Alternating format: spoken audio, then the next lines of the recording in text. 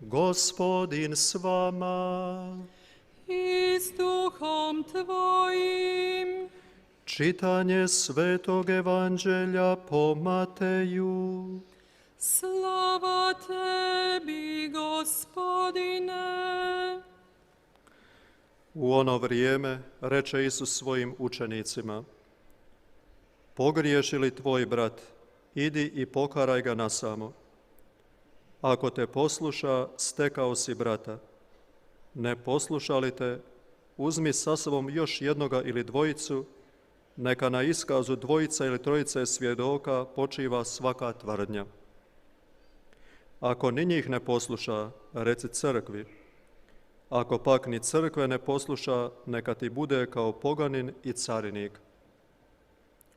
Zaista kaže vam, što god svežete na zemlji, bit će svezano na nebu. I što god odriješite na zemlji, bit će odriješeno na nebu. Nadalje kažem vam, ako dvojica od vas na zemlji je dodušno zaištu što mu drago, dat će im Otac moj koji je na nebesima. Jer gdje su dvojica ili trojica sabrana u moje ime, tu sam i ja među njima. Riječ Gospodnja. Slava tebi, Kriste.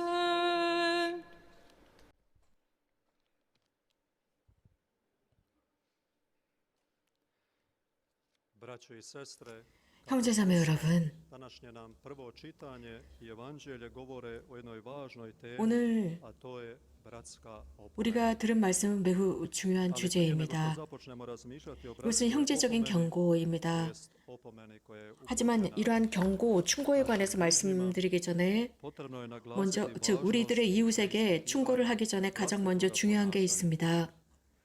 bratska opomena naime uvijek 즉 pretpostavlja 우리들의 행동이 어떤지 먼저 자문해야 합니다. 형제적인 충고라고 하는 것은 i trajno obraćenje. Sjetimo se onih 지속적인 회개와 연관이 있습니다. 예수님의 말씀을 생각해 보겠습니다. 가장 먼저 내 눈에 있는 들보를 없애라고 했습니다. 그래야만 형제의 눈에 있는 티끌을 제대로 보고 그것을 빼줄 수 있다고 하셨습니다. 그 뜻은 항상 어떤 문제가 있을 때 출발점은 나라는 뜻입니다. 내 행동에 주의해야 합니다. 즉 하느님 앞에서 우리가 죄인이라는 것, 그래서 다른 사람의 어떤 변화가 아니라 가장 먼저 나의 변화가 필요하다는 것입니다. 그로부터 열매를 맺는 것입니다. 그래서 충고, 경고, 개인적인 충고라고 하는 것은 바로 내 자신의 나약함을 먼저 인식해야만 가능합니다. 이것이 조건입니다. 이웃에게 충고를 할 때는 사랑을 바탕으로 해야 합니다. 또 하나 두 번째 조건은 내 자신이 가장 먼저 타인들의 충고를 받아들일 자세가 되어 있어야 합니다. 다른 사람들이 나에게 충고할 때 내가 상처를 받거나 자존심 상해하지 않는 것입니다. 우리들에게도 회개를 위해서 다른 사람들의 충고와 조언이 필요합니다. 그것은 이웃에게 충고를 할 때 내가 어떤 말을 해야 할지 잘 생각해야 합니다. 오늘 첫 번째 독서 말씀에서 에제키엘 예언서를 들었습니다. 말의 중요성입니다. 말의 선택을 어떻게 해야 하느냐입니다. 그래서 충고해야 하는 사람이 어떤 식으로 충고를 해야 할지 말을 잘 선택해야 한다는 것입니다. 그래서 악인에게 어떤 식으로 경고를 해야 하는지입니다. 그 이웃의 회개, 구원을 위해서 충고해야 한다는 것입니다. 이런 말이라고 하는 것은 우리들의 마음과 귀에 깊이 각인되어야 합니다. 우리들 각자는 이웃에게 세심한 마음을 지녀야 한다고 불려졌습니다. 가장 먼저 이웃이 나에게 충고할 때 그것을 받아들이는 마음입니다. 그렇다면 우리는 먼저 이렇게 자문해 보아야 합니다. 어떤 식으로, 누가, 어떤 방법으로, 내가 어떤 식으로 충고해야만 다른 사람들에게 좋은 열매를 맺을 수 있을까? 내가 어떻게 이 충고를 할 때 어떤 식으로 처신해야 할까입니다. 이 부분에 관해서 예수님께서 복음에서 답을 주시고 계십니다. 여기에서 정말 중요한 것은 단계를 거치는 것입니다. 즉 충고나 조언의 단계입니다. 예수님께서 바로 이 말씀을 하고 계십니다. 우리들의 이러한 조언이 자칫 잘못하면 아주 나쁜 열매를 맺을 수 있으니까요. 그래서 중요한 것은 이렇게 조언할 때 그 첫 단계에서 Ne nastojim da svaki put izbjegavam osramotiti 교만하게 하는 drugoga 것이 아닙니다. ili 가장 먼저 istaknuti njegov 겸손한 grijeh 마음으로 하는 kako 것입니다. to pominje. 열어놓은 마음입니다. 그래서 상대편에게 어떤 열등감이나 혹은 자존심 상하는 말을 하지 않는 것입니다. 조언이라고 하는 것은 겸손과 사랑을 담아서 해야 합니다. 그래서 예수님께서 하시는 말씀은 누군가가 너에게 잘못을 했다면 죄를 짓거든 Nego ga najprije 즉시 거기에서 호통을 모든 사람들 앞에서 호통을 치는 것이 아니라 가장 먼저 그를 따로 불러서 사랑으로 da čini 타이르는 것이라고 했습니다. 그가 하고 있는 것이 어떤 것인지 잘 보도록 그가 잘못한 것을 잘 보도록 사랑으로 타이르는 것입니다. 그런데 그가 그 말을 듣지 않으면 다른 형제를 불러서 다시 한번 경고를 하는 것, 즉 조언을 하는 것입니다. 이런 식으로 예수님께서는 이 조언의 두 가지 단계를 구별하고 있습니다. 첫 번째는 개인적인 것이고 두 번째는 공적인 것입니다. 하지만 이 두 가지를 하면서도 항상 조심해야 할 것이 있습니다. 우리들이 하는 조언이나 충고가 정말 바른 열매를 맺을 수 있도록 해야 합니다. 나쁜 길로 넘어가지 않도록 그가 자존심 상해서 굉장히 부정적으로 받아들이지 않도록 말입니다. 불행하게도 우리는 일상을 살아가면서 이런 식으로 좋은 결과를 얻지 못한다는 것입니다. 조언을 할 때도 우리들의 행동은 굉장히 부정적입니다. 그래서 거의 3분의 2가 부정적인 결과를 얻습니다. 누군가가 잘못하고 있을 때 우리는 즉시 모든 사람들 앞에서 우리도 모르게 호통을 치거나 비난하거나 비아냥거리거나 큰 소리를 냅니다. 하지만 이런 식으로 우리들 안에 있는 그런 말들을 마구 쏟아냅니다. 말을 선택할 줄을 모릅니다. 이러한 조언은 굉장히 심각한 해를 만들어내고 그에게 깊은 상처를 입히고 아주 심각한 상황을 만들어냅니다. 그리고 다른 사람들에 의해서 수치심을 느끼게 합니다. 또 하나 자주 일어나는 것은 누군가가 잘못하고 있을 때, 그것을 보았을 때 우리는 그를 따로 부르지 않습니다. 그냥 그 사람 앞에서 입을 다물어 버립니다. 그리고 입을 다물어 버리고 자주 다른 사람들 앞에서 그 뒤에서 험담을 하는 것입니다. 그의 죄와 나쁜 점들을 마구 소문을 내는 것입니다. 이것은 첫 번째 단계보다도 훨씬 더 심각한 것입니다. 두 가지 죄를 짓는 것입니다. 즉 의무를 소홀히 한 죄입니다. 조언을 하지 않은 것이고 또 험담을 한 것입니다. 그러면서 이런 것으로부터 우리는 좀 떨어져야 할 중요성이 있습니다. 그래서 이웃을 세계 충고를 할 때는 가장 먼저 예수님께서 지금 말씀하시는 것처럼 따로 부르는 것입니다. 개인적으로 아주 개인적으로 따로 사랑으로 불러서 타이르는 것입니다. 또 이 충고할 때 중요한 것은 상황을 보는 것입니다. 언제 이런 충고를 해야 할까? 그 상황을 잘 선택할 줄 알아야 합니다.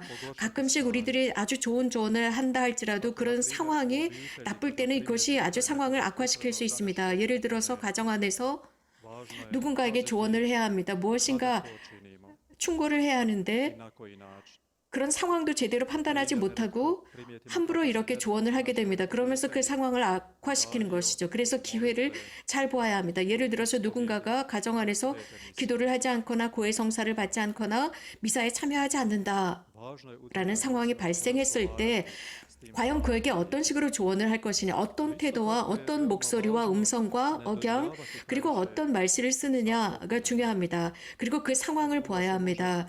그래서 또 조언을 한 그 말을 충고를 한 것을 계속 반복해서 이야기를 하면 그것은 결국 잔소리가 됩니다. 듣기 싫은 소리가 됩니다. 그래서 상황을 악화시킵니다.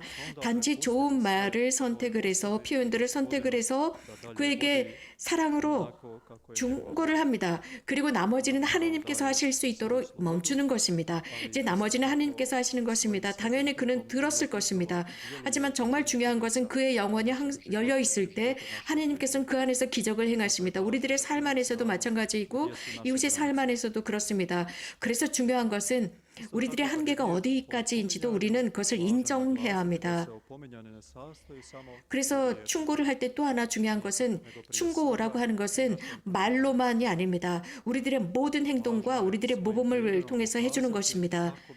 내 모범으로 보여주는 것입니다. 어떻게 행동해야 하는지 우리들의 모범으로 충고를 하는 것입니다. 이것은 대단히 중요한 조언입니다. 말로 하는 조언보다 굉장히 큰 열매를 맺고 있습니다. 말은 말로 끝날 수가 있기 때문이고 잔소리로 전락할 수가 있기 때문입니다.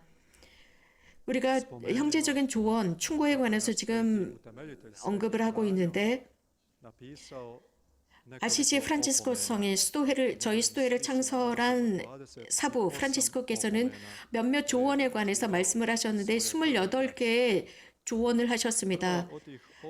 그런데 먼저 동료 형제들에게 이러한 모범을 보여주셨습니다. 이 28개의 조언인데 이것을 저희 수도회에서는 주님의 몸이라고 부르고 있습니다.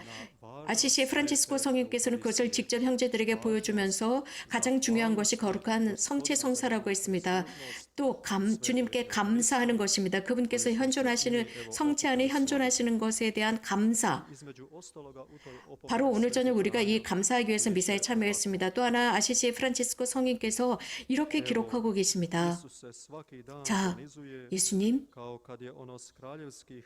예수님께서는 매일 낮아지십니다.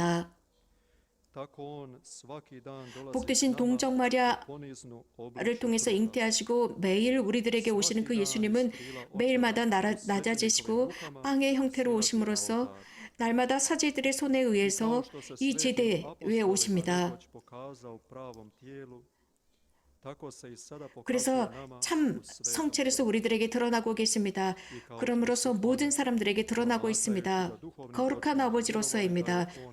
그분을 바라보면서 육안으로 그분을 바라보면서 영적으로 그분이야말로 하느님이심을 알 수 있는 것처럼 우리도 이 빵과 포도주를 바라볼 때마다 영안으로 그분께서 현존하신 예수 그리스도의 성체와 성혈임을 믿어야 합니다. 그렇게 할 때 주님께서 항상 당신의 신자들과 남아있을 것입니다. 라고 프란치스코 성인께서는 말씀하셨습니다. 나는 이 세상 끝날까지 너희와 함께 있겠다고 주님께서는 말씀하셨습니다. 아시시의 프란치스코 성인이 이렇게 동료 형제들에게 말씀을 기록해 주셨습니다. 우리에게도 이 프란치스코 성인의 조언이 가치가 있다고 생각합니다. 주님께서는 끊임없이 당신의 성체를 통해서 당신의 현존을 통해서 이 미사에서 우리와 함께 하십니다. 지금 우리가 거행하는 미사입니다. 우리는 자주 미사에 참여하기 위해서 모였을 때마다 우리가 잊어버리는 것은 이 성체가 얼마나 위대한 은총인지입니다. 오늘 저녁 우리는 이러한 아시시 프란치스코 성인의 조언에 따라서 있는 힘을 다해서 마음을 다해서 이 선물에 감사드립시다. 그분의 무한하신 사랑과 무한하신 선하심에 감사를 드리고 이것을 통해서 우리가 늘 더욱 그분께 가까이 있을 수 있고 힘을 주시고 평화를 주시기 때문입니다. 또 하나 이런 아시시 프란치스코 성인의 조언은 우리들에게 기억시키는 게 있습니다. 즉 오늘 복음의 두 번째 부분입니다. 예수님께서 기도에 관해서 언급하셨는데 공적 기도입니다. 너희들 중에 두세 사람이 함께 모여서 기도할 때 내 이름으로 기도할 때 아버지께서 너희들이 원하시는 것을 주실 것이라고 했습니다. 아시시 프란치스코 성인께서도 이런 모든 당신의 행위를 복음을 바탕으로 하셨습니다. 그리고 우리들에게 조언하신 것이 기도하지 않는다면 열매를 맺을 수 없다고 했습니다. 이렇게 오늘 복음사가는 우리들에게 이런 말씀을 제시하면서 강조한 부분은 기도는 항상 우선시 되어야 한다는 것입니다. 즉 조언보다 우선시 되어야 하는 것이 기도입니다. 그러니까 기도 뒤에 조언을 해야 합니다. 우리는 자주 누군가가 여러 가지 다양한 이유에 의해서 꾸지람을 듣습니다. 야단을 듣습니다. 그러다 결국은 이것을 참아내지 못합니다. 이런 경우 어떻게 해야 합니까? 가장 먼저 기도해야 합니다. 우리가 누군가의 야단을 맞고 아주 힘들 때도 기도해야 합니다. 또 조언을 하기 전에도 기도해야 합니다. 기도로부터 오는 그 은총은 어떤 누구도 빼앗아갈 수가 없습니다. 기도 안에서 하느님과의 이 만남은 어떤 누구도 이것을 빼앗아갈 수 없는 시간입니다. 우리들의 참 위로, 우리들의 참 힘은 복되신 동정 마리아, 천상의 왕신 동정 마리아이십니다. 성부님께서는 항상 우리들에게 이러한 기도의 힘에 관해서 말씀해 주시고 참 진리야말로 이러한 기도 뒤에 모든 것이 이루어진다고 가르쳐 주십니다. 그래서 우리 모두는 모든 것에 대해서 감사하도록 초대하고 계십니다. 오늘 저녁 우리는 성모님과 함께 일치해서 이 주님 죄에 모여서 감사드립시다. 그분께서 우리들에게 보여주시는 무한한 사랑에 감사드리고 우리들의 모든 인생을 당신께서 이끌어가 주십사 청합시다. 그래서 늘 주님을 통해서 힘을 얻고 다른 사람들에게 사랑을 담은 기도를 담은 조언을 할 수 있는 사람들이 될 수 있도록 합시다. 아멘.